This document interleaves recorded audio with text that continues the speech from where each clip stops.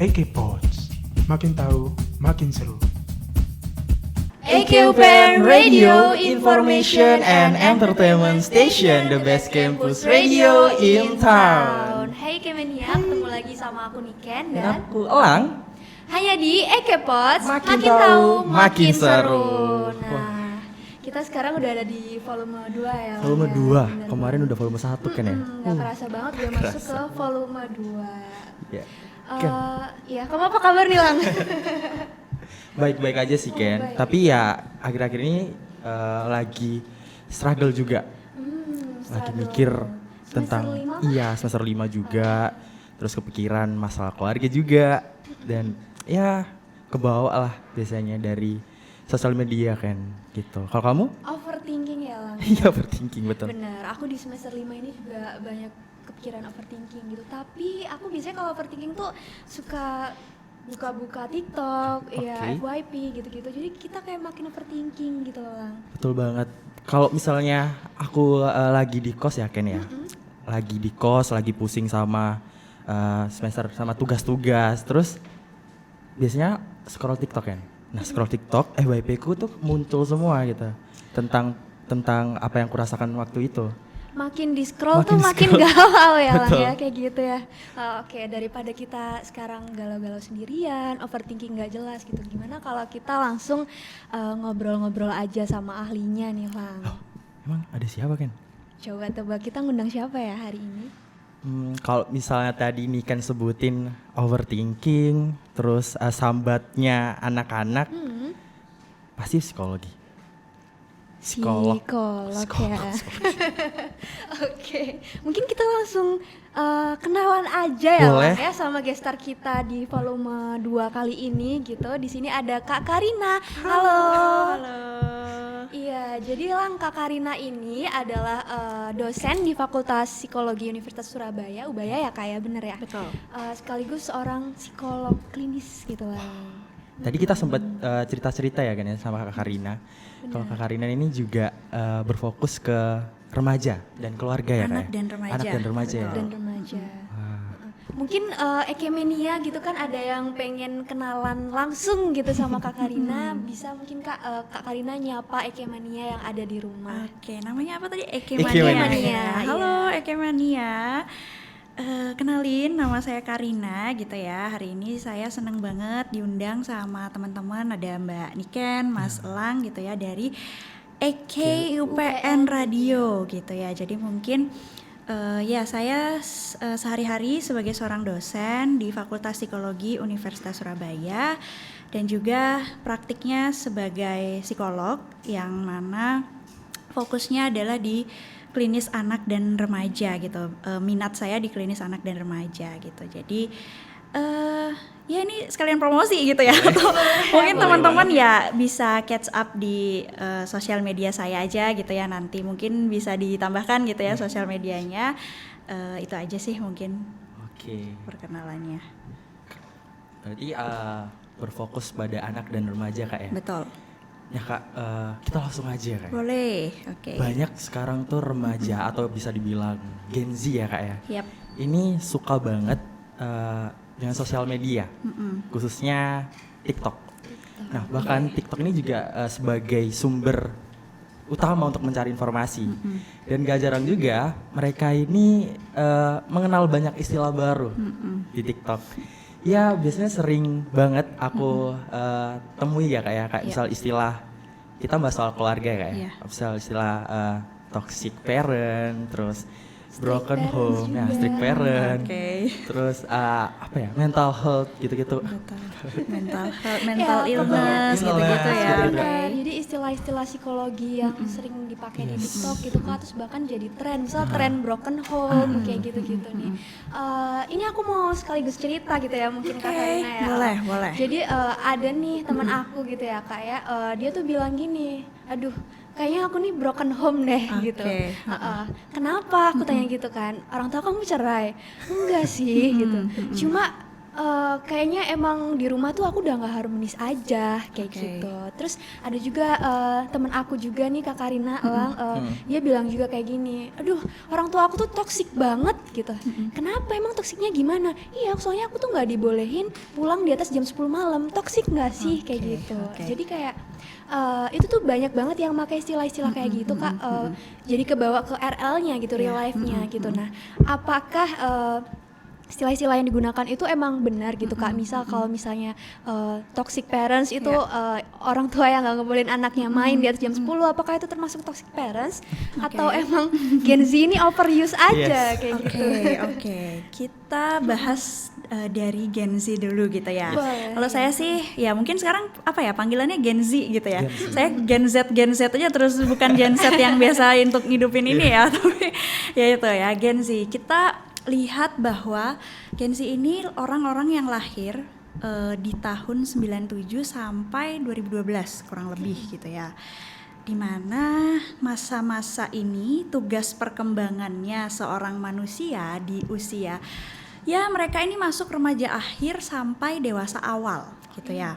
Nah, tugas perkembangannya remaja akhir dia mau masuk ke dewasa awal itu ada salah satunya adalah mencari jati diri gitu. Terus juga ya tadi salah satunya dibilang adalah dia sangat-sangat kalau istilah cepetnya saya bilang kepo gitu ya, pengen tahu apa sih yang lagi update, terus juga pengen tahu semua informasi supaya dia bisa ketahui. Itu salah satunya exploring gitu ya. Ada keinginannya dia untuk explore segala macam gitu. Nah, kendalanya gitu, tidak semua orang, tidak semua para remaja dan dewasa awal ini tuh punya kemampuan kontrol diri yang baik gitu. Kontrol diri di mana oke, saya sekarang bertugas mengeksplor diri saya mau lihat TikTok, saya mau baca informasi, terus juga saya mau tahu tentang hal-hal yang lagi trending gitu ya, kayak tadi dibilang toxic, bahkan ada toxic positivity kayak gitu-gitu juga kan, toxic parents, dan hal itu sangat mudah didapat di sosial media, terutama sekarang yang lagi nge-hype adalah TikTok gitu ya.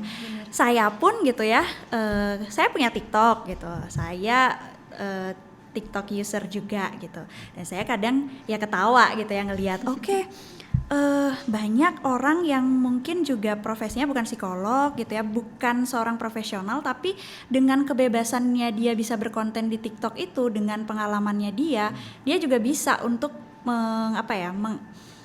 menampilkan dirinya berdasarkan pengalaman-pengalamannya. Tapi kadang itu kan belum bisa dibuktikan secara bener nggak ya, secara ilmiahnya juga gitu kan. Nah, karena kebebasan itu terus juga ditangkap sama teman-teman Gen Z yang mungkin kurang punya kontrol diri tadi gitu ya, jadi nggak ada penyaringan nih gitu, ini bener nggak ya, oh ternyata dia lihat di TikTok gitu ya, toxic parent itu adalah orang tua yang ngekang a i u e o gitu misalnya.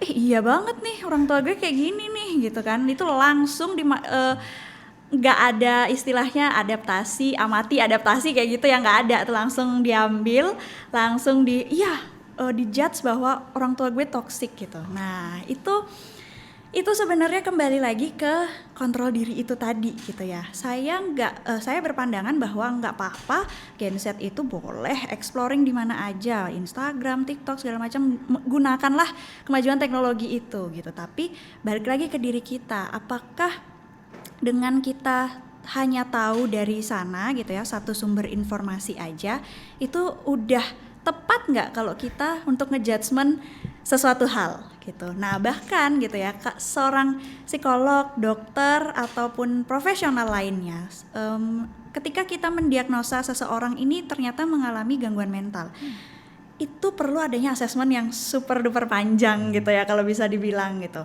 Diringkesin pun oke bisa, tapi ada bukti-bukti yang harus mendukung gitu ya, dan proses mengambil bukti itu ya cukup lama juga untuk mengobservasi, menginterview orang ini, sehingga kita bisa menjatuhkan suatu diagnosa, oh dia ternyata kenapa gitu kan.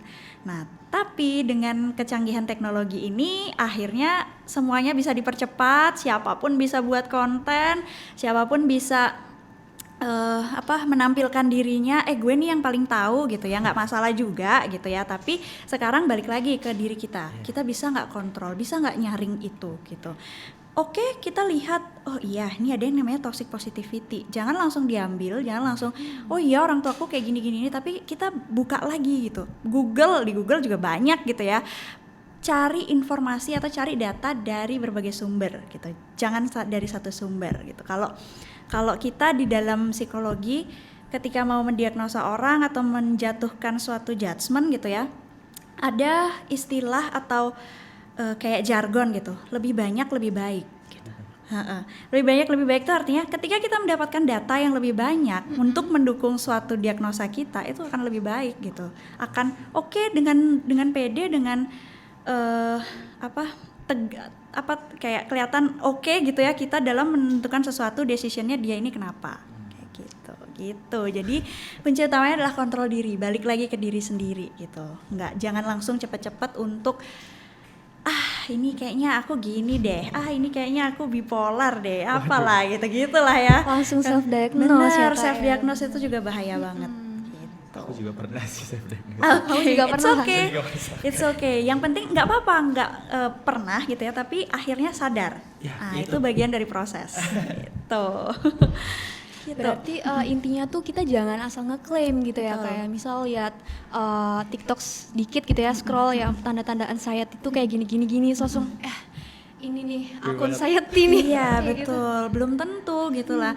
Dan ini anxiety pun itu dikelompokkan sangat banyak ya. Anxiety itu ada banyak banget gitu kalau kita berbicara tentang teorinya gitu ya.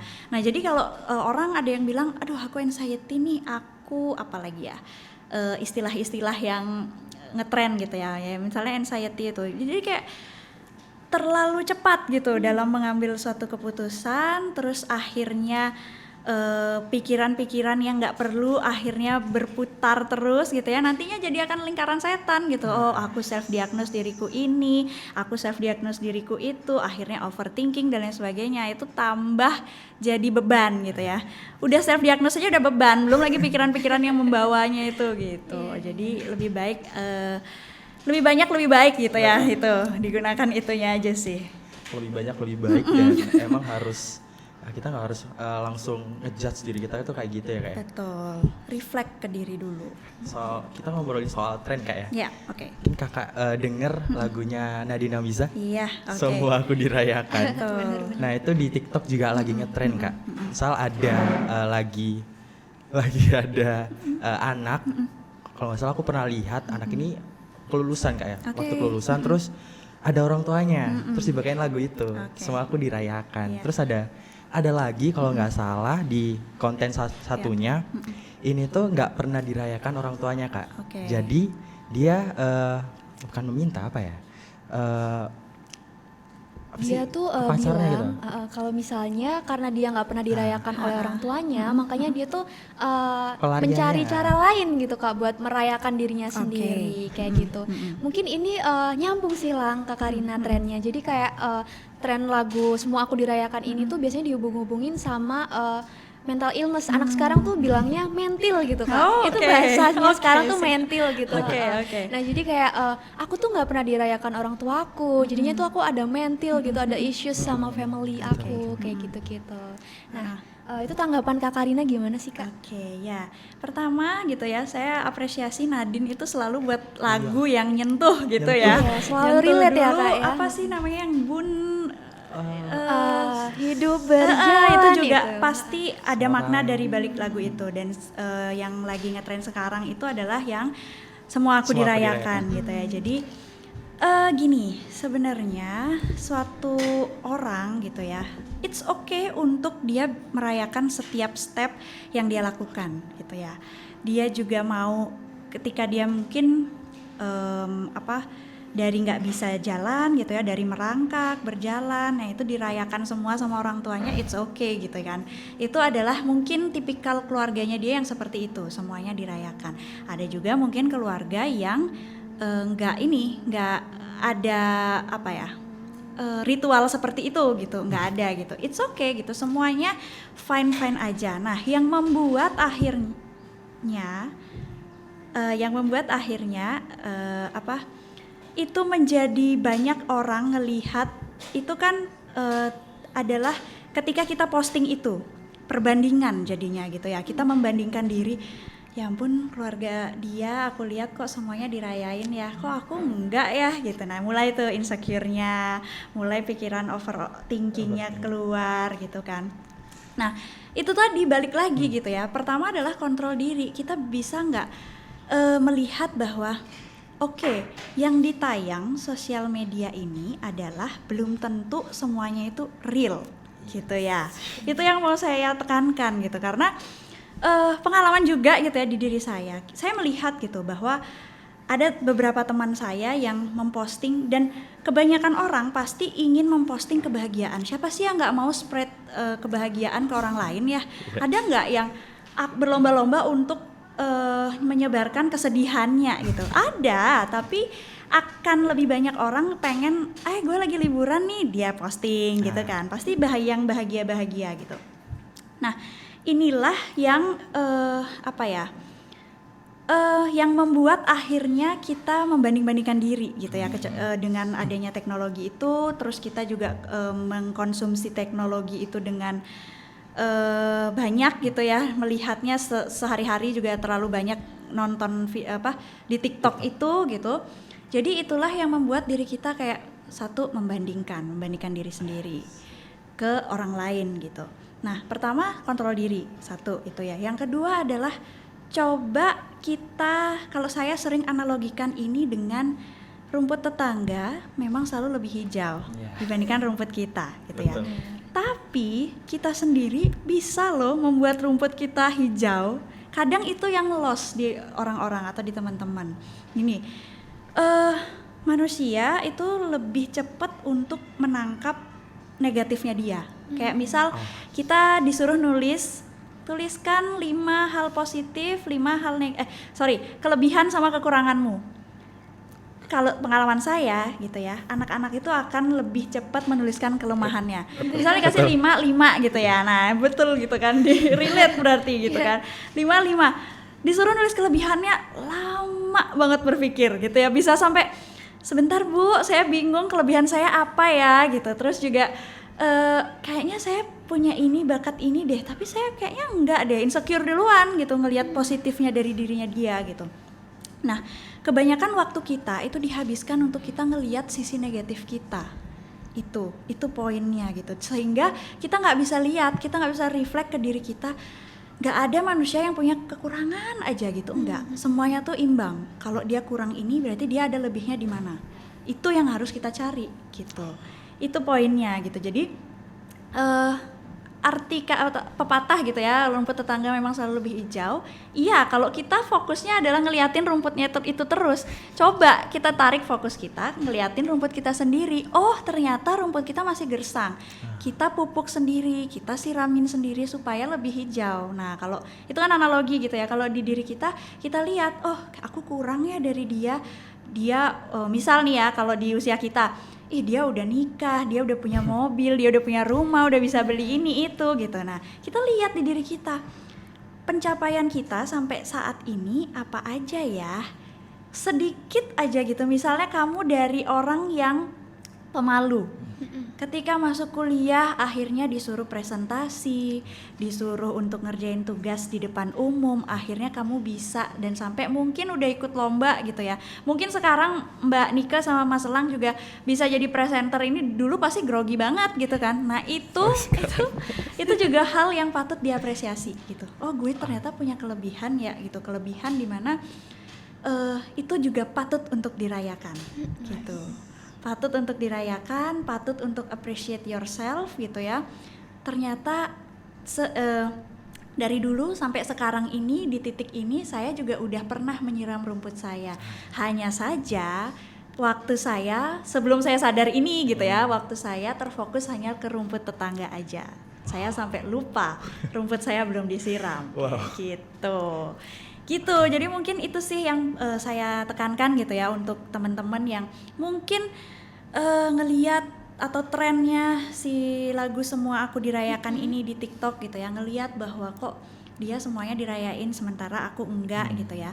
Kalau untuk lucu-lucuan aja sih it's okay gitu ya. Mungkin lagi FYP tuh lagunya nggak apa-apa make atau counter dari lagu itu it's okay. Tapi kalau emang sampai kena mental gitu ya, atau si yang ngeliat gitu ya, TikTok user yang hanya ngeliat ini aja sampai membuat akhirnya dirinya membandingkan, itu tadi yang saya bilang gitu. Jadi back to yourself, appreciate yourself apapun itu gitu. Oke. Berarti emang ya kita harus ngelihat diri kita dulu gitu loh, Bener. baru ngelihat teman-teman yang lain gitu kan. Jangan melulu membandingkan, misalnya yang terlihat di sosmed kan belum tentu aslinya kayak gitu. Benar, ya Kak, benar ya. sekali. Dan itu pengalaman nggak tahu ya Mas Elang sama Mbak Niken juga, karena saya mungkin dibilang sosial eksperimen juga enggak gitu ya, tapi tiba-tiba gitu kadang saya ngelihat gitu kan, oh dia happy aja nih gitu ya, saya seneng juga gitu ya kalau ngelihat teman happy, yang siapa sih yang nggak seneng gitu. Nah tiba-tiba saya dikontak gitu dengan dengan membawa kabar yang kok saya kaget gitu ya, saya kok bad sekali kabar ini gitu, buruk sekali. Sementara saya lihat gitu ya, karena ya saya sebagai seorang psikolog pasti observasinya tuh jalan gitu kan. Walaupun secara media sosial gitu saya observasi juga gitu, kayak kok dia rasanya hubungan dengan keluarganya oke gitu ya. Terus juga dari sisi penampilannya oke, tidak ada yang kurang, tapi kok bawa kabar gini. Nah, itu kan menjadi suatu pertanyaan gitu. Nah, ya disitulah kayak di situ saya baru langsung kebuka gitu. Oke, ternyata emang di sosial media itu sangat-sangat maya, sangat-sangat tidak real gitu ya. Sehingga itu poinnya adalah yang ditampilkan di dunia maya itu belum tentu di dunia nyata juga dia seperti itu.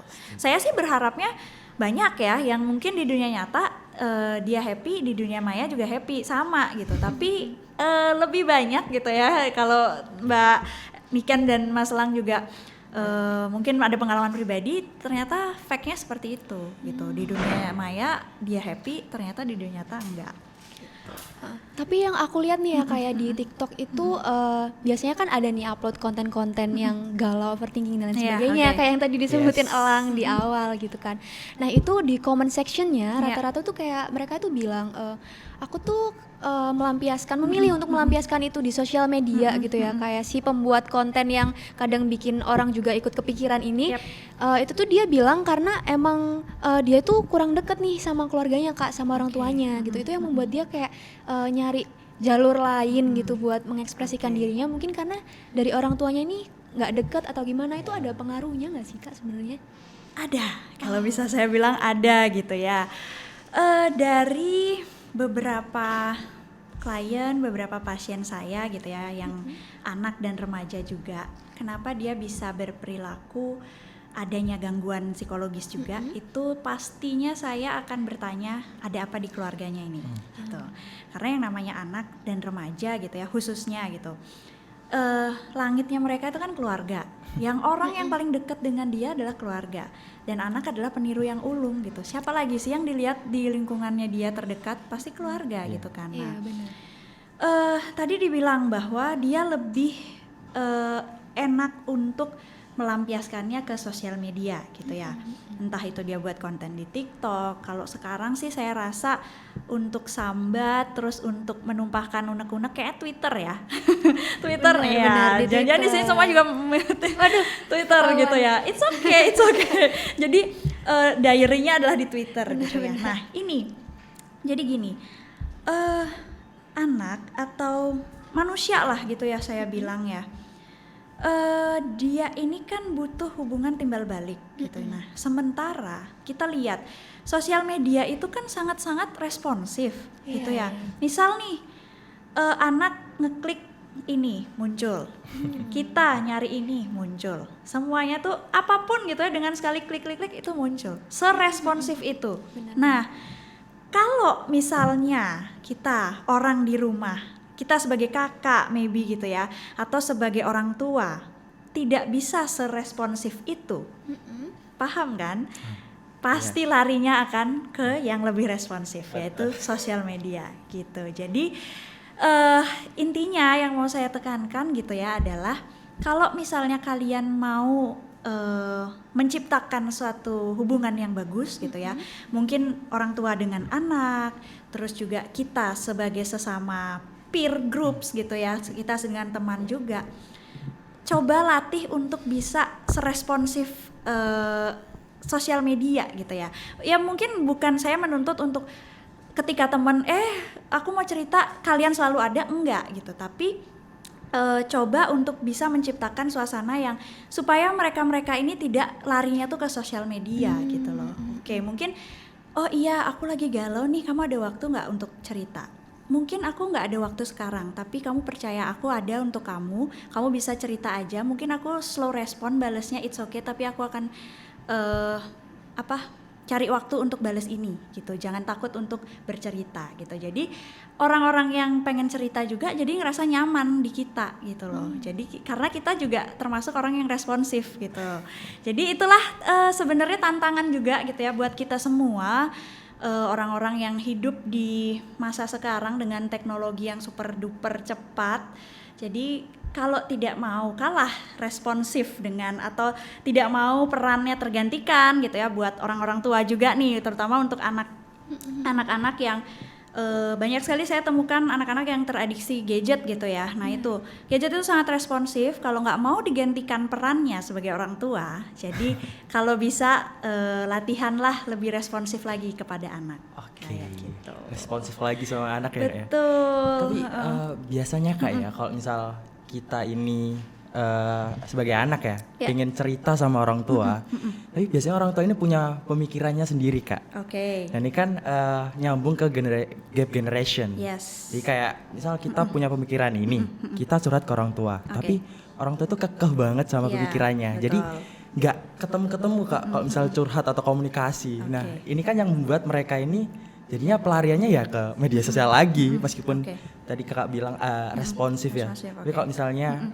orang tua ini nggak nemu apa sih pemikirannya masih kolot ya. Iya, masih kolot dalam tanda kutip gitu ya. Mungkin sama aja gitu. Menurut Gen Z itu kurang open minded ya, benar. Nah, orang tuanya kan mungkin ada yang dari baby boomers dan sebagainya kayak gitu-gitu. Terus anaknya tuh nggak nyaman komunikasi sama orang tuanya, sama kayak yang dibilang Elang. Nah, kalau misal masih di sosial media aja sih kayaknya banyak ya Kak yang kayak gitu. Tapi aku kadang nemuin juga gitu ya Kak, mereka tuh cari sosok lain gitu Kak. Jadi dia nyari peran orang tuanya tuh di sosok lain, bisa jadi pacar dan sebagainya gitu. Mungkin ada kayak punya daddy issues gitu, terus dia berusaha mencari pacar yang sosoknya tuh seperti ayah, mungkin yang lebih tua, lebih dewasa, biar ngobrolnya tuh lebih nyambung dan bisa ngomong dia. Itu kayak gimana sih Kak sebenarnya? Oke, dari awal tadi nggak semua orang tua bisa open minded gitu ya. Oke, ya saya juga mengakui itu gitu, karena ada gap yang terlalu jauh dengan gimana dulu mereka orang tua kita mungkin dididik gitu ya, dan zamannya mereka seperti apa sangat-sangat beda, dan sekarang juga sangat-sangat sudah maju, dan mereka dengan usianya yang sekarang mungkin bisa dibilang sudah dewasa lanjut gitulah ya, atau lansia juga gitu. Mereka akan sangat lambat untuk mengikuti arus yang super duper cepat ini, sangat-sangat dinamis ini gitu. Oke, yang pertama adalah kita bisa literasi diri dulu gitu ya. Literasi diri bahwa orang yang kita hadapi, orang tua kita ini adalah beda jauh sama kita sekarang. Kita adalah pembelajar yang cepat gitu ya, pembelajar yang cepat. Oke, mereka mungkin masih bawa pembelajaran dari yang lalu-lalu gitu. Tapi sekarang aku berhadapan dengan mereka. Satu, yang pertama kita tentunya nggak boleh memaksakan mereka juga harus tahu teknologi, tahu ini, nggak bisa gitu. Kita sadarin diri dulu gitu, sadarin bahwa oke, saya menghadapi orang tua yang gap knowledge, gap apa segala macamnya itu adalah beda gitu ya, jauh bedanya. Itu satu. Nah, yang kedua, daripada teman-teman di sini salah untuk bercerita, salah untuk menafsirkan sesuatu, akan sangat lebih baik ketika punya teman bercerita yang profesional. Jadi kalau emang udah buntu banget gitu ya, udah buntu, orang tua saya gak bisa nih Kak diajak untuk bercerita, gak bisa saya sharing tentang apapun, kayaknya dia udah pokoknya kamu harus jadi ini, pokoknya semuanya pokoknya itu udah gak bisa, saya udah gak bisa nembus temboknya dia. Saya bingung, saya pun juga gak punya sahabat dekat gitu ya, lebih baik ke profesional. Sudah sangat banyak gitu ya sekarang psikolog, terus juga platform-platform yang menyediakan tempat atau teman untuk bercerita gitu.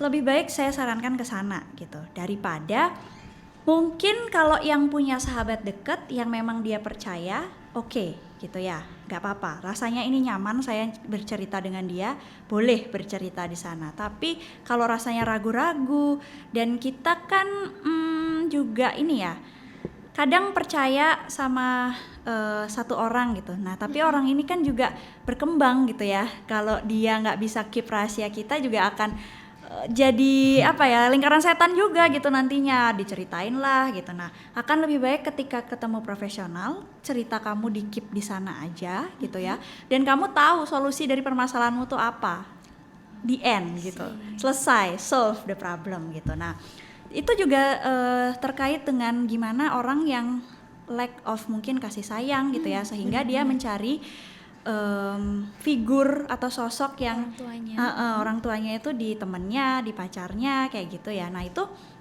ini juga sebuah tantangan dan juga PR gitu ya buat para orang tua yang sekarang mungkin anaknya masih dalam masa pertumbuhan gitu. Tantangan besar ini adalah gini, kalau mungkin sekarang yang kita akan menjadi orang tua gitu ya. Nah, perlu adanya suatu keterampilan untuk mau belajar terus gitu. Belajar terus. Kita hidup yang ya Gen Z inilah nantinya kan bentar lagi udah masuk ke fase dimana akan mencari pasangan, menikah, terus juga berkeluarga gitu kan. Nah, jadi orang tua termasuk gitu. Nah, itu satu kunci atau satu keterampilan yang harus selalu dibawa itu adalah mau belajar. Nggak ada sekolah jadi orang tua, nggak ada pendidikan jadi orang tua, nggak ada. Pendidikan guru ada gitu ya, tapi kalau jadi orang tua nggak ada gitu. Dan bahkan standarnya dikatakan orang tua yang baik, orang tua yang bagus gitu ya, itu juga nggak ada. Semuanya menyesuaikan dengan konteks keluarganya seperti apa, anaknya seperti apa gitu. Nah, tantangan itulah yang kalau kalian-kalian yang akan mau jadi orang tua harus selalu ingin mau belajar gitu ya. Orang tua pernah jadi anak, anak belum pernah jadi orang tua. Nah, that's why semuanya harus belajar gitu. Anak juga nantinya akan belajar terus, orang tuanya juga akan terus belajar memahami ini anak sebenarnya kenapa gitu ya. Nah, that's why di masa kecilnya itu harus terpenuhi, semua needs-nya itu harus terpenuhi gitu ya. Jangan sampai ada lack of kasih sayang orang tua, lack of attachment mungkin dari kakaknya, dari siapanya. Nah, itu akan sangat-sangat berdampak ketika nanti dia sudah besar gitu. Nah, itu sebagai PR kita bersama sih gitu ya. Jadi nggak hanya kita menyalahkan orang tua kita aja. Oke, mungkin yang terlanjur nggak apa-apa, tapi kita fokus ke solusinya. Ketika memang dia lack of kasih sayang dan dia mencari figur itu gitu, coba dulu petakan masalahmu atau petakan sebenarnya apa sih yang kamu inginkan gitu. Jangan sampai mengambil suatu decision yang salah. Nah, itu tadi saya bilang ke profesional aja. Nanti di sana akan dibantu untuk memetakan permasalahannya apa gitu ya, biar nggak sampai salah kayak gitu. Itu sih. Berarti daripada kita tuh cerita ke orang yang salah gitu ya Kak, makin nambah masalah ya nanti, nambah isunya gitu. Jadi lebih baik tuh kita cerita ke yang profesional aja gitu ya Kak. Jadi kan mereka juga lebih paham gitu ya kondisi kita nanti gimana dan nanti solusinya gimana tuh lebih tepat gitu ya Kak Karina ya. Gitu. Gitulah. Jadi kamu jangan curhat ke orang. Iya, hati-hati, tapi kalau emang nyaman gitu ya, nyaman dan kayaknya bestie aku ini udah percaya banget dan dia juga orangnya nenangin, bisa ngasih solusi, solve the problem, it's okay. Tapi kalau kalian ngerasa itu kan tentang intuisi gitu ya. Jadi kalau kalian ngerasa dia, waduh nih orang kayaknya nggak bisa dipercaya deh, jangan di sosmed, jangan di orang lain, tapi coba deh cari profesional yang emang dia akan membantu solve the problem gitu. Terenyuh deh. apakah kamu salah satu di antara mereka, Lang? Iya. Waduh, oke. Nah, Kak, aku mau tanya nih, apakah kurangnya komunikasi anak dengan orang tua ini kayak membentuk prasangka orang tua ini pilih kasih, Kak? Kayak misal ke anak pertama, terus ke anak kedua, ke anak ketiga. Kalau ke anak pertama mungkin lebih keras kali ya, karena anak pertama. Terus mungkin anak kedua, mungkin biasanya nggak dianggap sih kalau stereotipnya kayak ya. Terus anak ketiga lebih dimanja. Apakah emang komunikasi ini bisa sepengaruh itu, Kak? Iya, kalau dibilang komunikasi berpengaruh sangat gitu ya. Ya itu tadi gitu, anak itu kan langitnya orang tua gitu. Orang yang pertama kali diajak berkomunikasi siapa? Orang tua gitu. Terus lingkungan rumah lah gitu ya. Oke, satu orang tua, mungkin kakak sama adiknya juga gitu. Nah, pengaruhnya ini sebenarnya ada apa sih? Saya pernah mendapatkan klien gitu ya seperti ini gitu. Jadi mamahnya sangat mengakui gitu ya bahwa iya Bu, soalnya ketika saya lahir anak kedua, saya melihat waktu itu anak pertama saya ajarin sedikit aja itu udah ngerti gitu. Nah dia terapkan juga di anak yang kedua, padahal anak keduanya ini membutuhkan sosok yang lebih gitu ya. Maksudnya yang lebih adalah kalau anak pertama mungkin diajarin cuma nulis aku gitu dia udah langsung bisa. Tapi yang anak kedua nggak bisa, harus pelan-pelan A, K, U gitu misalnya. Nah tapi karena dia sudah seorang ibu ini udah pernah anak pertama saya itu cuma sedikit aja kok Bu bisa dilakukan. Nah saya juga menerapkan itu biar nggak pilih kasih gitu katanya. Nah tapi kebutuhan anak itu berbeda-beda gitu. Antara bahkan anak kembar pun gitu ya itu beda gitu loh needs-nya. Mungkin dia ada yang pengen lebih dekat sama ayahnya, mungkin dia ada yang pengen lebih dekat sama ibunya, sangat-sangat berbeda gitu. Jadi kita sebagai orang tua gitu ya nggak bisa sama nge-treatmentnya gitu ya. Anak pertama saya cepet kok belajar bacanya, kok anak kedua saya enggak gitu. Nah reflect kebutuhan anakmu tuh apa gitu loh. Oh ternyata dia butuh diajarinnya satu persatu karena mungkin kemampuan kognitifnya dia nggak bisa secepat kakaknya gitu. Nah terus ada juga yang sibling rivalry gitu ya. Mungkin dia ngeliat bahwa kok kayaknya orang tua saya lebih fokusnya ke adik saya gitu ya. Nah ini juga, aduh ketawa nih, saya takut relate banget juga, oh gitu. Nah, siapa yang relate? Jadi ini juga adalah tugasnya orang tua dan orang di sekitar rumah. Ketika anak punya gitu ya, saya apresiasi dulu. Mungkin nggak banyak anak yang bisa bilang bahwa, mah kok mamah kayak lebih sayang sama adik gitu ya. Mah kok kayaknya mamah perhatiannya lebih banyak ke adik, sekarang aku tidurnya sendiri, adik ditemenin gitu. Sebenarnya momen itu bisa dijadikan momen istilahnya teachable moment gitu ya, momen untuk kita bisa ngajarin anak ini, memberitahu something ke dia gitu. Kadang kan ketika orang tua ditanya kayak gitu, iya soalnya kan adik kamu baru lahir, jadi mama ini gitu, langsung responnya itu adalah tindakan yang udah biar cepet aja jawabnya gitu. Nah padahal itu adalah teachable moment dimana kita bisa ngajarin, oke, sekarang kamu udah bisa nanya kayak gini ya. Nah sekarang mungkin mama saatnya untuk ngajarin kamu bahwa ini adik kamu baru lahir, ketika kamu umur segitu juga mama juga sama loh perhatiannya ke kamu. Nah tapi karena adik kamu ini baru lahir dan tugas kamu sekarang berganti jadi kakak gitu, kita bagi tugas aja. Mungkin mama akan mencurahkan lebih banyak energi, lebih banyak waktu ke adik kamu karena dia masih belum bisa sama kayak kamu sekarang, di kondisi kamu sekarang. Dia belum bisa jalan, dia belum bisa merangkak gitu ya misalnya. Sementara kamu kan sudah bisa jalan, berarti mama anggap kamu udah capable untuk mama lepas. Tapi adik kamu masih perlu loh bantuan mama, masih perlu bantuan kamu.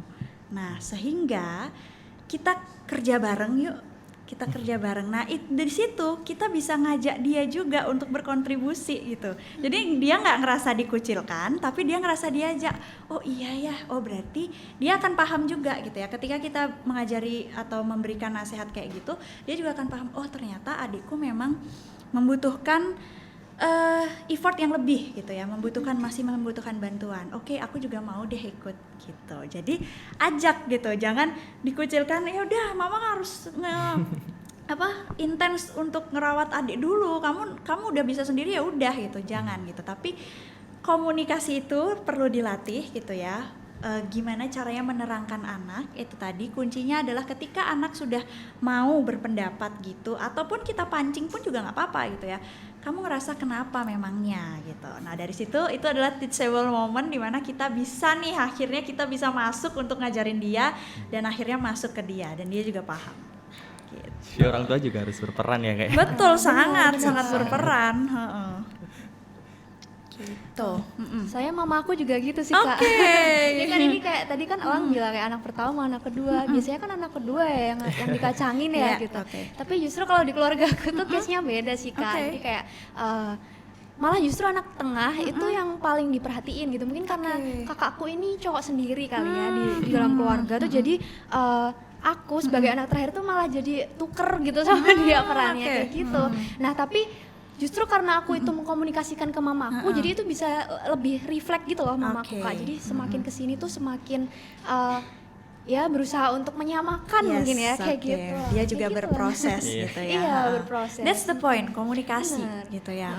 Dan pinter-pinternya kita ataupun orang tua juga gitu mengambil teachable moment itu tadi. Oh, berarti anak saya udah siap nih. Dia nanya kayak gitu, dia siap untuk saya beritahu. Beritahunya juga dengan tentunya menyesuaikan dengan kata-kata yang dia tahu ya. Karena anak-anak kata-katanya ya pokoknya sesuaiin lah tingkatan umurnya dia, mungkin jangan terlalu berat, yang nggak dia ngerti, yang relatable lah sama dia gimana. Tuh. Kak, kita bahas tren lagi di TikTok. Kan lagi booming banget broken home. Oh lagi booming lagi ya. Kalau dulu juga udah booming gitu ya. Sekarang lagi juga, gitu. Saya juga termasuk orang broken home kan ya. Oke. Aku juga nih ini sebenarnya pemilihan hostnya sengaja yang broken home aja gitu kan. Ini jadi ini ya langsung konseling gitu ya. Aku penasaran banget. Aku tuh ngelihat gimana tuh artis ya kayak kan kayak misal Gading sama Giselle. Ini kan dia kan broken home.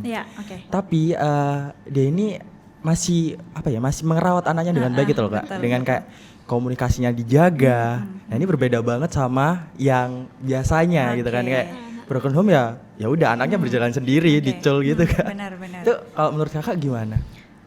Ya banyak. Mungkin kalau yang kita lihat artis itu tadi gitu ya, ada yang dia bisa walaupun sudah pisah orang tuanya gitu, tapi demi satu tujuan yaitu anak, dia bisa gabung lagi dengan mengecilkan ego pastinya gitu ya. Ya saya juga suka nonton gitu ya gimana si Gading Martin, baik Gading dan Giselle juga ketika diwawancara kok bisa sih masih bersama gitu kan. Ya pasti mereka juga ego satu sama lain itu pasti diturunkan karena tujuannya adalah untuk ngerawat anak gitu ya. Nah yang saya bisa lihat gitu ya, tapi ya saya nggak tahu di lapangannya seperti apa gitu ya. Orang-orang yang mungkin seperti itu kuncinya adalah dia mau belajar, dia mau membenahi dirinya dia. Oke, mungkin saya melakukan kesalahan, saya nggak bisa menyelamati keluarga saya ini, akhirnya saya broken home gitu ya, anaknya maksudnya, akhirnya anaknya terdampak broken home dan saya juga nggak bisa membuat keluarga ini utuh lagi gitu. Oke, saya mungkin mau belajar, saya tahu bahwa manusia nggak ada yang sempurna, pasti punya kesalahan, tapi yang saya inginkan sekarang adalah dari kesalahan saya ini saya nggak mau lanjut gitu. Nggak mau lanjutnya adalah oke, kita turunkan ego kita masing-masing gitu ya sama pasangan. Mungkin saya salah dulunya ketika kita masih berkeluarga, saya lebih ini lebih itu dengan segala permasalahannya lah gitu ya. Tapi sekarang ini kita lihat ada anak yang masa depannya masih panjang gitu ya. Dia masih banyak harus belajar dan membutuhkan sosok orang tua. Siapa lagi sih kalau bukan orang tua gitu kan. Nah itu yang mungkin kita bisa tangkap kenapa orang masih bisa ketika dia udah cerai dia masih bisa terfokus atau tertuju sama anaknya gitu ya. Tapi ada juga orang yang nggak kayak gitu kan. Bahkan anaknya ya udah keluarga broken home atau anaknya udah terlantar gitu ya. banyak juga kasus kayak gitu. Nah itu kuncinya itu adalah mungkin orang tuanya ya udah ngelakuin kesalahan tapi dia nggak reflect dan nggak mau belajar lagi gitu. Kuncinya itu ya itu tadi gitu ya, saya bilang mau belajar, bangkit dari kesalahan gitu ya, karena sadari bahwa nggak ada semuanya yang sempurna. Setiap kita bahkan mungkin baru bangun aja kadang kita udah buat kesalahan gitu ya. Mungkin kita nggak sadar aja, kadang mungkin ketika baru bangun wah alarmnya saya salah set gitu ya. Nah itu kan juga kayak ya saya yang salah nih gitu, kesalahan-kesalahan yang semua itu sangat-sangat wajar gitu. Nah tapi yang fokusnya adalah kamu mau nggak bangkit dari kegagalan itu, mau nggak bangkit dari kesalahan itu gitu.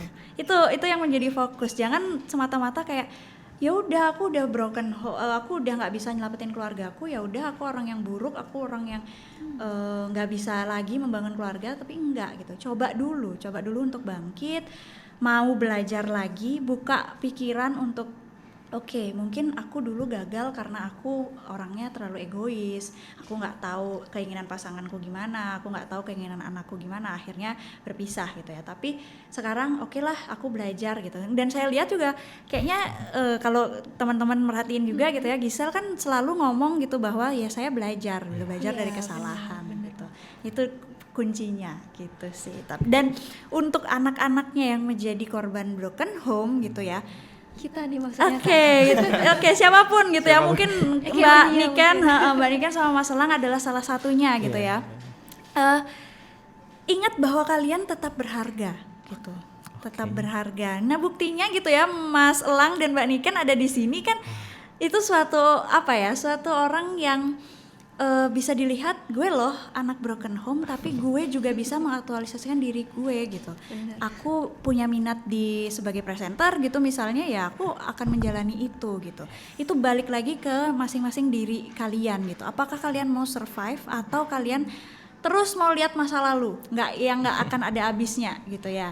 Kalau kalian bisa ngelihat ke depan, anak-anak yang broken home ini akan survive gitu, dia akan bisa melihat dari masa lalu, belajar dari masa lalu gitu ya. Tapi tentunya saya juga yakin kalian berdua nggak mudah untuk itu gitu. Kalian pasti belajarnya juga dari orang lain, belajarnya hanya saja kalian mungkin punya keberuntungan gitu ya, lucky untuk bisa akhirnya sampai di titik ini. Belajarnya juga dengan yang positif-positif gitu kan, pastinya ngelihat orangnya juga yang positif-positif gitu. Nah itu suatu keberuntungan juga untuk kalian gitu. Kalian bisa mendapatkan lingkungan yang oke. Betul. Wah. Oke. Survive terus ya. Iya harus ya. Gimana juga harus survive tuh. Berarti semuanya tuh tentang kita harusnya refleksi diri juga ya Kak ya. Betul. Terus dari apa yang tadi dijelasin Kak Karina juga kayak menjadi orang tua tuh ternyata nggak mudah loh gitu ya. Itu kayak semacam pelajaran seumur hidup gitu ya Kak. Nah itu pelajaran seumur hidup, bener. Nggak ada nilainya, nggak ada raportnya, tapi trial and error biasanya gitu. Jadi kayaknya aku nerapin ini ke anakku salah nih, oke besok dicoba lagi gitu. Jadi kalau itu udah terus pastinya kan harus belajar lagi gitu ya, nyari ilmu lagi, apa nih yang kira-kira kurang gitu. Itu akhirnya dicobakan lagi gitu. Jadi pelajaran seumur hidup sih gitu. Jadi untuk teman-teman yang nantinya mungkin bersiap untuk memiliki suatu keluarga gitu ya, yaitu pikirkan baik-baik gitu. Wah, karena udah gini. Oke, sudah ada kode-kode ya ternyata. Mungkin satu lagi Kak. Boleh, Sebenarnya boleh. nggak puas banget ya. Kurang sih. Oke, ya. Jadi nanti ada nih konsulnya di sini gitu ya. Ini Kak, buat teman-teman yang masih melihat keluarga dari TikTok, standar TikTok, Oke. ada pesan nggak buat mereka Kak? Oke, ya. Standar gitu ya, yang namanya standar keluarga ya, tadi juga udah saya bilang gitu ya, standar keluarga yang baik, standar keluarga yang harmonis itu nggak ada pakemnya gitu, nggak ada undang-undangnya gitu ya. Kita juga tahu bahwa keluarga yang ini tuh adalah ini nggak ada gitu. Nah tapi bisa kita refleksikan ke diri, bisa kita refleksikan ke keluarga kita sendiri sebenarnya untuk bisa menciptakan yang harmonis itu apa gitu. Kebutuhan keluarganya itu apa gitu ya. Kayak misal mungkin di keluargaku sama-sama orangnya introvert semua gitu ya. Nah introvert kan kadang juga anak yang meniru gitu kan, meniru dari orang tuanya introvert ya anaknya juga introvert gitu. Oh berarti kebutuhanku adalah berkomunikasi nih gitu. Gimana ya caranya membentuk komunikasi yang supaya mungkin menciptakan agenda liburan bareng nih setiap minggu. Ayo kita ke sana, no HP, no gadget, kita ngobrol gitu. Nah itu juga bisa gitu ya. Jadi kalau teman-teman masih berpatokan atau mencari standar yang bagus itu di sosial media, kurangin gitu deh kalau pesan saya gitu ya, minimalisir gitu, karena seperti yang udah dibahas tadi gitu ya, sosial media menyediakan yang happy-happynya aja. Kita nggak tahu di balik ini gitu ya, kita ngonten nih sekarang set di balik ini dia bisa bertengkar sama pasangannya ya, bisa jadi gitu ya. Di depan ya oke, kita lagi di sini nih ya, kita nggak tahu di belakangnya gimana gitu kan. Nah itu faktanya gitu. Jadi kalian harus tahu dulu bahwa yang ditampilkan di sosial media itu nggak semuanya real gitu, nyata. Bahwa kayak yang kalian lihat keluarganya ini harmonis ya belum tentu gitu. Nah kalian harus fokus ke dalam diri kalian, ke keluarga kalian, apa yang dibutuhkan itu dicobakan gitu. Oke. Berarti kesimpulannya nih ya Kak ya, kita tuh nggak boleh membanding-bandingkan diri kita sendiri atau kondisi keluarga kita kayak sendiri. lagu kan itu, ojo dibandingke. Ojo dibandingke. Nah, itu. Iya. Sama orang lain, terutama yang di sosmed gitu ya, Yes. karena kan nggak semua yang terlihat itu tuh ya emang beneran kayak gitu. Bisa jadi mereka juga merasakan yang sama kayak kita, cuma yang diupload yang baik-baiknya aja gitu ya. Lang, ya. Terus kurangin juga nih konsumsi media sosial, Iya. apalagi TikTok ya. Aduh. Itu efeknya kerasa banget sih emang. Betul itu. Mempengaruhi banget Iya. ya Lang ya di sehari-hari gitu. Oke Lang, ini karena kita sebenarnya pengen banget gitu ngobrol-ngobrol lebih banyak lagi. ya, Lagi Kak. deh, nah. Tapi karena kita waktunya terbatas gitu ya Iya. Kak ya, jadi sayang banget nih Lang, kita juga harus mengakhiri obrolan Iya. kita di Kita sini. ngucapin terima kasih ke Kak Thank Arina you, udah thank you. nyempetin waktunya untuk ya. hadir di Ekepot Iya, Vol 2 ini padahal kan. lagi ada Iya. pasien juga di Lagi sini. sibuk-sibuknya It's okay, Kak Karina it's okay. ya. Iya. Ini kecapean banget ya. Kita bisa ngobrol sama Kak Karina. Iya, sama-sama juga ya. Semoga apa yang saya bilang tadi juga bisa bermanfaat sama apa namanya tadi sebutannya? Ekemania. Ekemania. Oh, bukan Ekemania mantap enggak ya? Enggak ada mantapnya. Oke. Nanti ditambahin Oh Kak. iya, oke, boleh.